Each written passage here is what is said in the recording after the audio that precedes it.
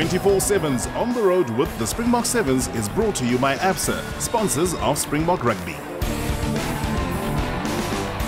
Hi Blitzbokke fans, and welcome back to the 6th season of 24/7s, and what a bumper year it is in store for those who follow the Springbok Sevens team around the globe.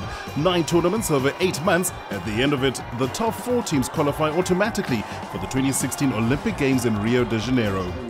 As always, the IRB Sevens World Series kicks off on Australia's Gold Coast. Then after a 6-week break, 16 teams on the circuit head to the Middle East and the iconic Emirates Dubai Sevens tournament. South Africa have won there twice, and last year were the cup runners-up. From Dubai to PE for their host event, the Nelson Mandela Bay Sevens, who could forget that unforgettable win last year in honor of the late Madiba just 2 days after he passed away. This year, Neil Powell's men will be looking for a repeat performance. After the festive period, the Boks Sevens head down under again for the 4th stopover on the World Series. The New Zealand capital, Wellington, has not been kind to the Blitzboks. They have recorded only 1 tournament win here in almost 15 years. From Wellington, it's across the Pacific to Las Vegas, a tournament the Springboks have made their own. They have now won 3 of the 4 tournaments in the world's entertainment capital.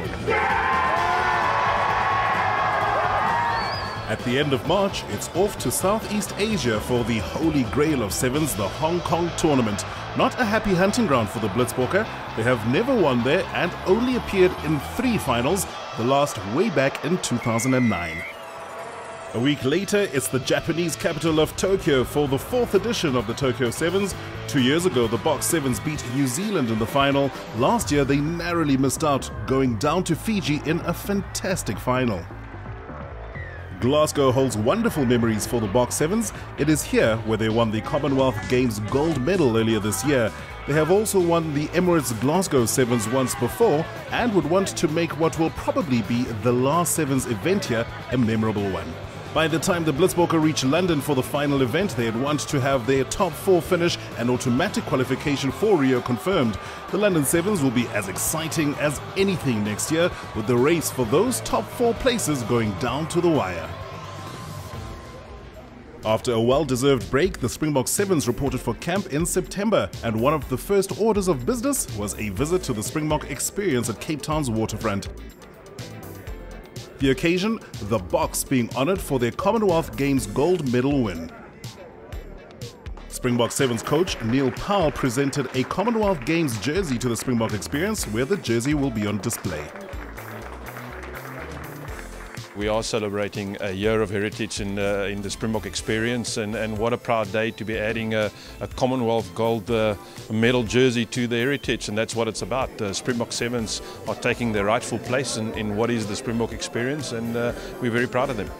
I think for every little boy out there in South Africa, it's almost a dream to be part of the Springboks and part of the whole setup of SA Rugby. And for us, it's a huge honour and a privilege to be considered part of SA Rugby, and that we have a part and play in the history of South African rugby. A great honour indeed for the Blitzbokke, and their achievement was further recognised when the team was named as one of the nominees for the South African Sports Awards Team of the Year category. Coach Neil Powell was also nominated for Coach of the Year. The winners will be announced on the 30th of November. Back to the grindstone at the Stellenbosch Academy for Sport, the base of the Springbok Sevens, and the dreaded pre-season fitness training. But fitness and conditioning coach Alan Temple-Jones manages to put some element of fun into it. In their time off, the players are given a conditioning program, and when they return, it is quite easy to see who followed it and who didn't. The Blitzboks maintain very good discipline, and all of them turned up in pretty good shape. The guys are on fairly good nick already, coming off the last season in the Commonwealth Games. So the main focus for us over this next few weeks is to get that running fitness back up, get the guys' strength back up, and obviously some guys joining us from 15s is to increase their running fitness and strength work from a sevens basis. for us to try simulate those match scenarios within our trainings is of crucial importance over the next 2 or 3 weeks. We'll do those multiple sessions in a day, and we'll progress it from 1 training to 2 trainings and essentially 3 or 4 trainings within that day. And once the guys start coping with that 3rd or 4th session in a day, then we kind of got a good gauge as to where they are from a fitness perspective. I don't want to get too technical within the gym session. We do a lot of functional stuff on the field, so just to increase the guys' basic strength and again a bit of variety in those strengthening exercises to keep the guys interested and keen to be in there and get in the gym and again make themselves better.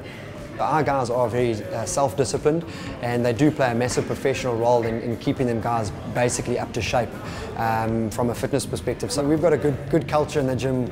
We've got some clowns and Chris Dry and a few of the guys who give us a couple of quotes every now and again. So it's all about creating an environment and creating an atmosphere that the guys want to work hard. And they lift the spirits, and although we've had a tough couple field training sessions, they get in the gym and they get the hard work done because they know that's what's needed.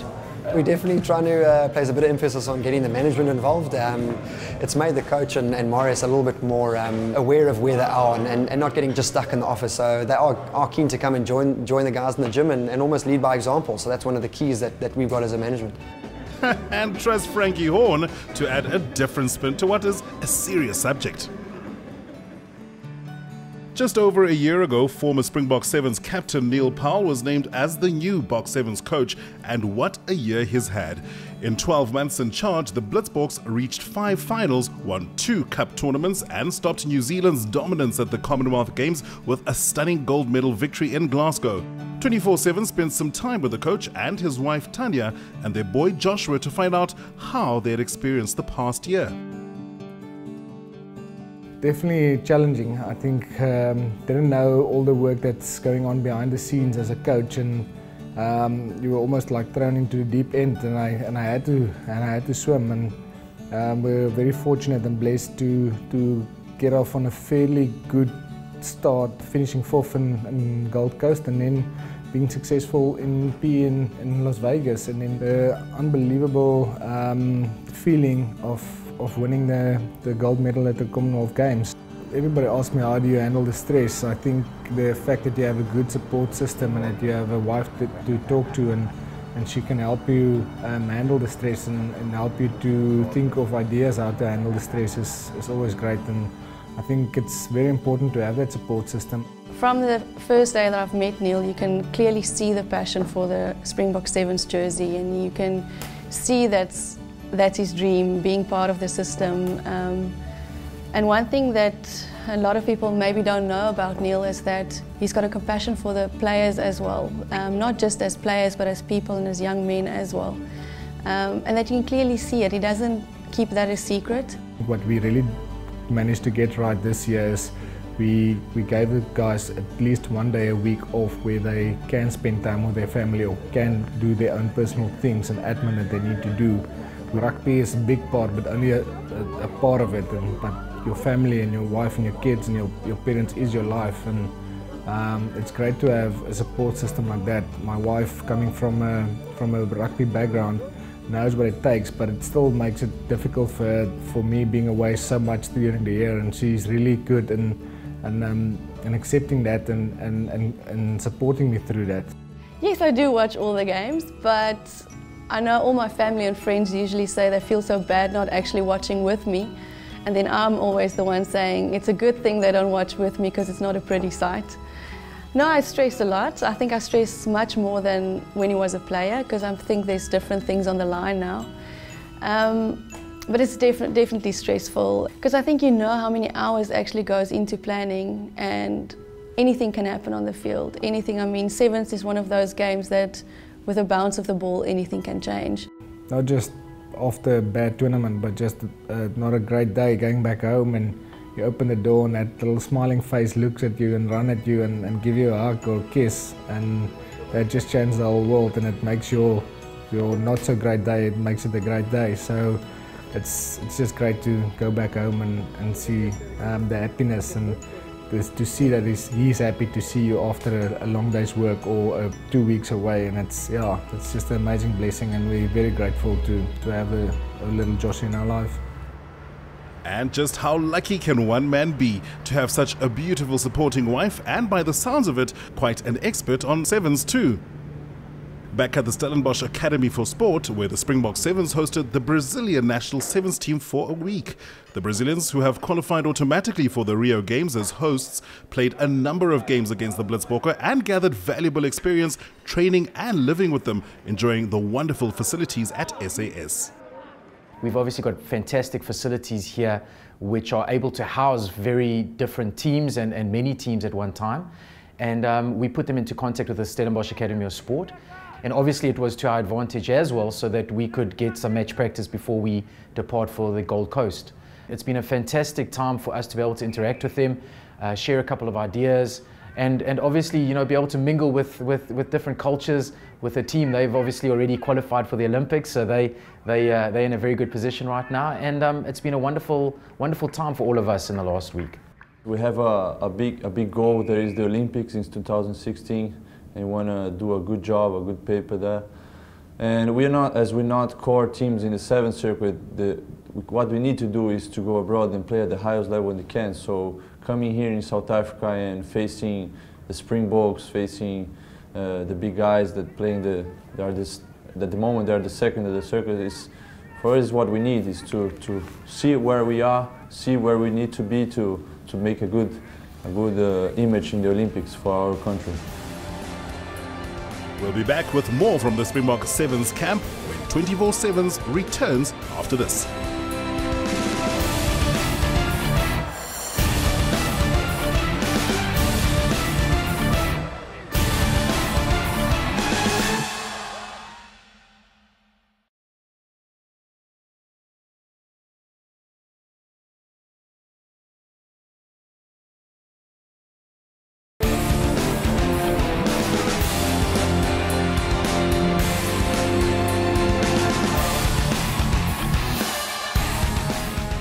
Before their departure for Australia, the Springbok Sevens had a 3-day stopover in Johannesburg, where they were hosted by the good people at Tsogo San's Silver Star Resort on the West Rand.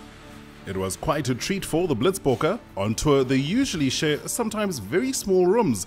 At Silver Star, they enjoyed the rare luxury of each having his own large and beautiful room, and they made the most of it, spending some quality alone time before hitting the road and dealing with all the pressures that are associated with travel. And Nelda Steyn and her team at Silver Star pulled out all the stops to make the players feel at home. A braai held for the players just what was needed to say bon voyage. We embrace sports in the West Rand. I embrace sports as a person, and all South Africans embrace sport. But we've designed this property to be conducive to enjoying sport in the country. Our brand promises be entertained.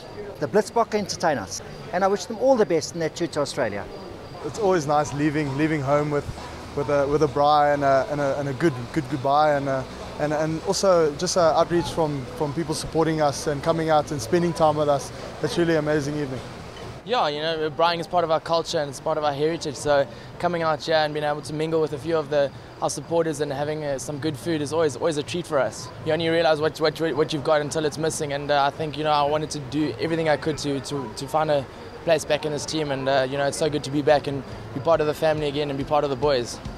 The highlight of the visit to Johannesburg, time spent with the Springbok 15s, and a very special honour for the Bok 7s, invited by their 15s counterparts to present them with their match jerseys before the Rugby Championship Test match against the All Blacks.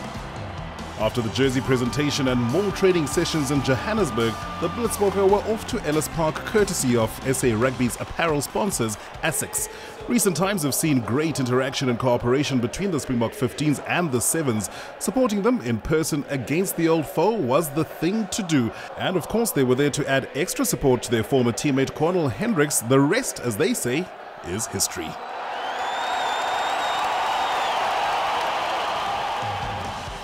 Off to the Gold Coast then for the 4th edition of the Gold Coast Sevens. The Blitzboks arrived with 4 full days remaining to prepare, quite different from last year when they only got in the night before after some travel glitches. It's not all hard work and no play. At the Gold Coast, the team had a day off.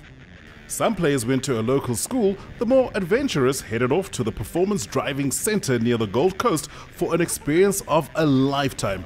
A chance to drive in V8 racing cars. Hold on to your seats.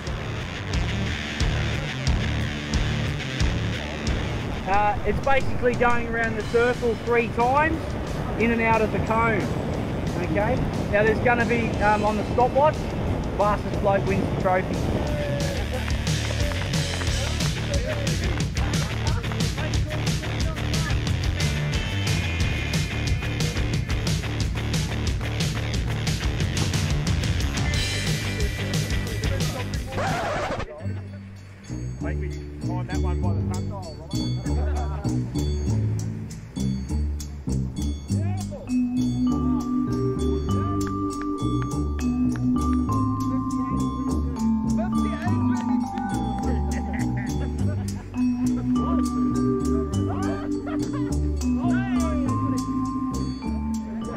Were you going to the mall there, Yui? No, I was just going for a test drive, Dave. This is the warm-up.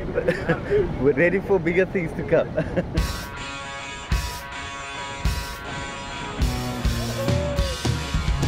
Have a look at the bend. Hug it right up tight. And add the power. Have a look around the bend. Hug it in tight. Add the power.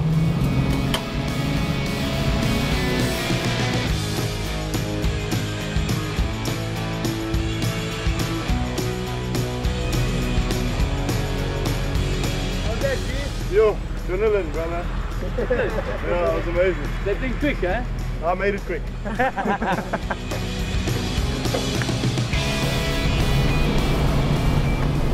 Brakes, down a third now. Stay on the brake pedal, have a look at the bend. Right up tight for yellow. And go, out wide.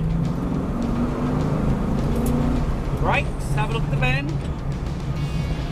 Hug it right up tight. Yeah, I have the fastest lap. I think the other guys were a bit scared for the V8s and didn't give it all they had. Not quite days of thunder, but Top Gear, here we come.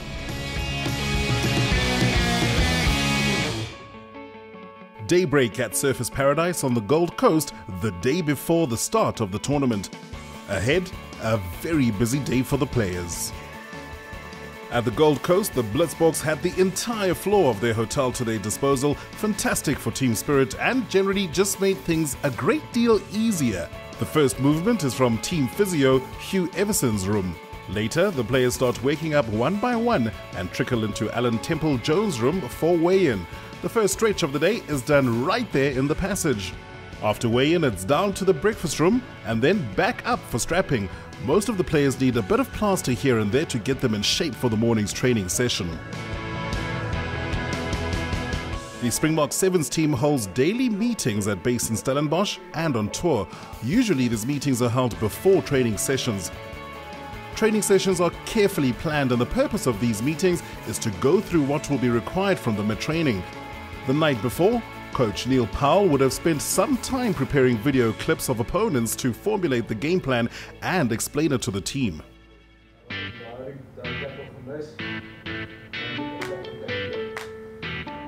Downstairs at reception, the team's two liaison officers, Derek Bushk and Annalise Beach, have been busy preparing the two vehicles for departure. The pair collect ice, water, towels, balls and everything else the team might require during the training session. By the time the team arrives after the meeting, the two vehicles, one for the team management and driven by Derek, and the other for the players with Annalise at the wheel, are ready to rock and roll. Both Derek and Annalise have been liaison officers for the Springbok Sevens since the days of the tournament held in Adelaide. Both are in fact from South Australia, and Derek still travels up every year from Adelaide to assist the Blitzboks. Born in Fiji and now an Australian, he's a hardcore Box Sevens fan. Yes, I enjoy looking after you guys and hopefully you enjoy having me along as well. So Annalise and I have become South African Sevens supporters over the years. So we follow your tournaments throughout the IRB series. Due to a lack of space on the players' bus, Chris Try had to travel with management. I'm going to tell you something that is very true. We got Mr. Hugh Ashley in the front with Sebastian Prim. Everybody knows he's not looking slim. Dave's in the front and Coach in the back. Everybody knows he's hung in that.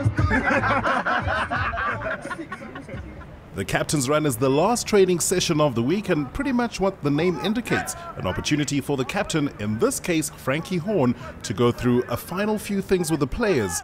For Horn, this would be another momentous occasion as it would be his 60th consecutive IRB Sevens World Series tournament. Yeah, 60 tournaments is quite an achievement. I mean, it's a lot.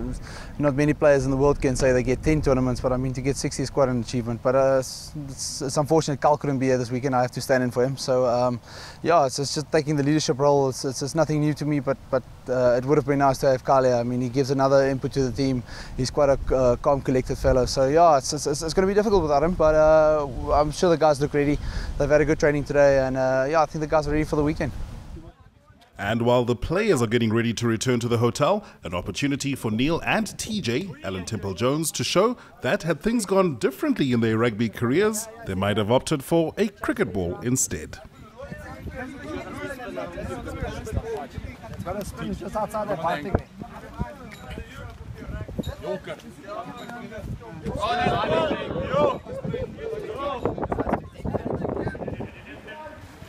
Back at the hotel, the recovery or pool session, some relief for the sore and stiff muscles.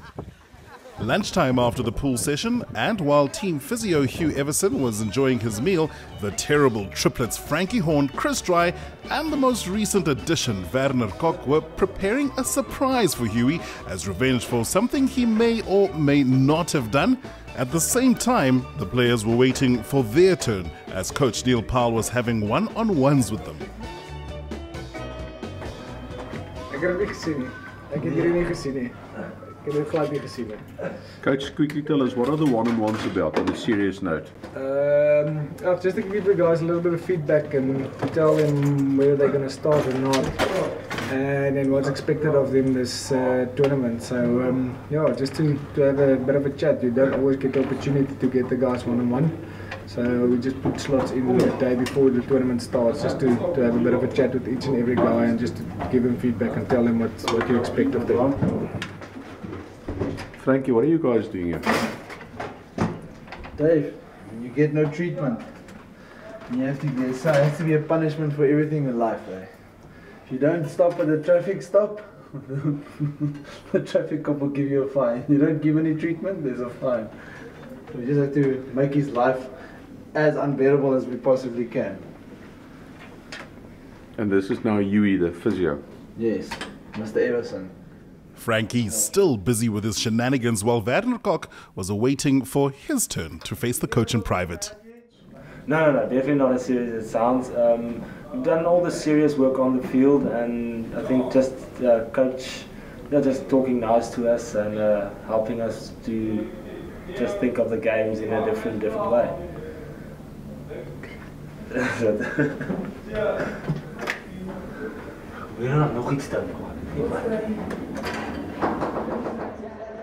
After all the fun of the day before, it was back to serious business and day one of the Gold Coast Sevens. The Blitzbokke up first against Wales, and for Frankie Horn a great moment as he led out the team on the occasion of his 60th consecutive appearance in an IRB Sevens World Series tournament. Wales have always been a tough customer, and it was no different on this occasion. The Boks were forced to work hard for a 19-12 win, and in this match Cecil Africa also reached a milestone, overtaking Marius Skuman as the second highest Springbok Sevens try scorer of all time. American Samoa provided no challenge at all for the Springbok Sevens, and it gave Neil Powell the opportunity to rest some of his players and allow the likes of Stevie Hunt, who hasn't played in a while, to have a run, and to put debutant Rohan Nel into the mix. Nel, a former Golden Lions player, grabbed the opportunity with both hands and followed in the footsteps of Kwagga Smith to score a try on debut. The 23-year-old went one further though. He recorded a hat-trick to make the occasion of his debut in the green and gold jersey a memorable one.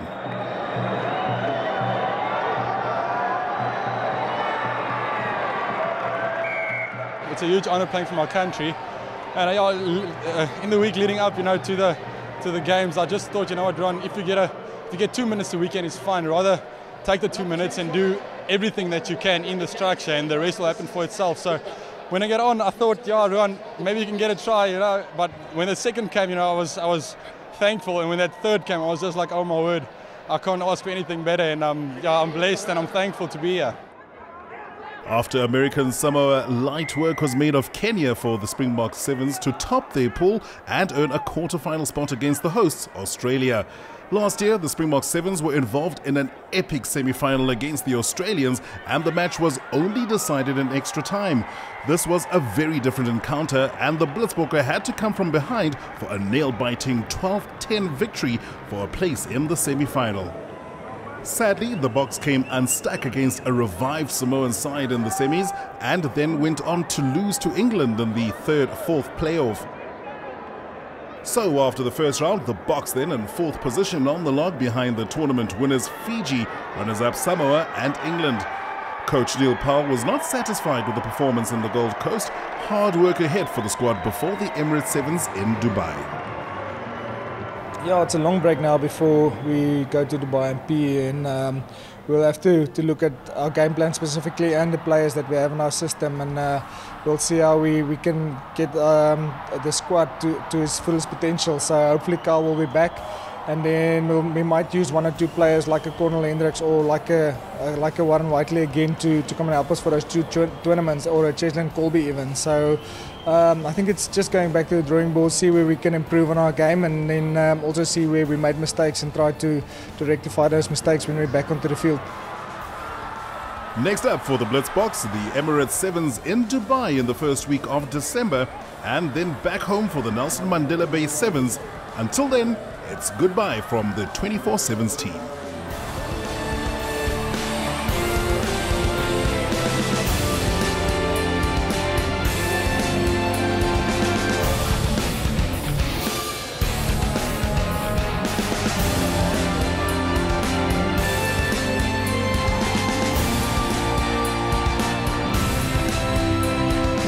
"24/7's On the Road with the Springbok Sevens" was brought to you by ABSA, sponsors of Springbok Rugby.